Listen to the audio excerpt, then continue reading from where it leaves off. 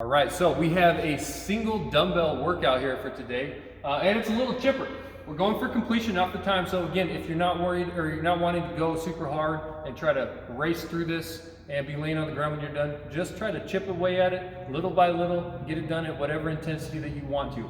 It starts out with 50 wall balls. We go to dumbbell hang clean and jerks, weighted step ups with a run, and then we repeat those movements with less reps the second time through. So you should be able to, if you want, push yourself a little bit harder to get through this second round. Just because the rep scheme is a little smaller, you might be able to do a little bit bigger sets than you did on the first one. So let's go over these movements real fast, starting with your wall balls. So I'm gonna have Diane come in here and we're gonna go over these wall balls.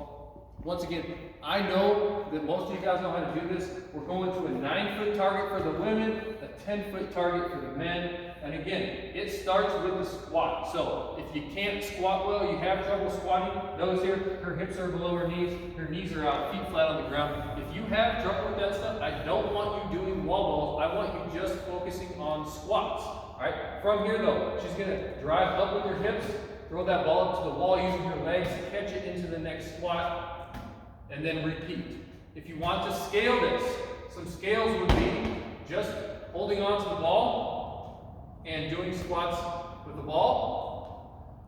If you want to, you can drop the ball and just do air squats. If you did not happen to be able to check out a medicine ball, you have a dumbbell, you can do goblet dumbbell squats if you want to.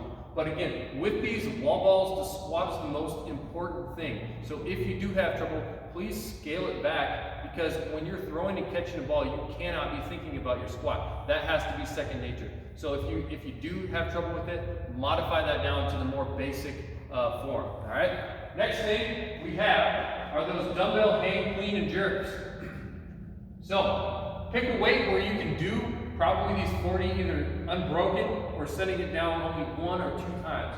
So you're starting with the swing of the dumbbell, you're swinging it back between your legs like a kettlebell swing, you're cleaning it up to your shoulder and then driving it up overhead. Notice her end position here, everything's in a nice straight line from her hand all the way down to the legs. From the top, you can either lower it back down to your shoulder and then go into your next rep, or if you want to, you can take it from the top and swing it all the way back down into your next rep. So with each rep, make sure you stop, or not that you stop, that your dumbbell head touches your shoulder each time before you drive it up over your head. Another thing that's important is as you catch it, go ahead and bring it back down.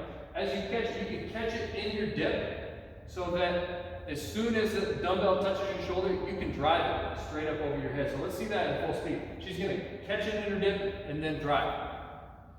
All right, and then as always, when we're doing single double or single kettlebell or dumbbell overhead work, we want to reinforce that contact between your upper arm and your ribs to get some of that drive to help your weight go over your head. Okay.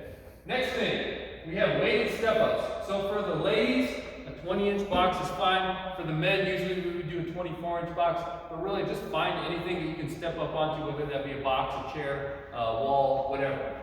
You're doing these weighted, okay? So notice she has this dumbbell behind her head. It does not matter how you hold it. For me, this is the most comfortable thing. If you want to shift it over to the side, that's fine too. It just has to be above your waist when you're doing these. So you're gonna put your foot up onto the box. You're gonna step up. Make sure you get the working leg locked out before your other leg touches. And then you're gonna step back down, switch legs, and repeat. Okay, again, locking that leg out before your other leg touches.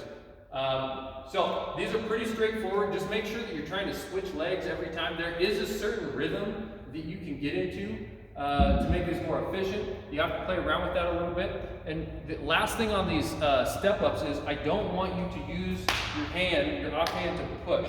That offhand needs to be away from your body. All right? So again, after you do the top route, the top 3 movements, you got to run.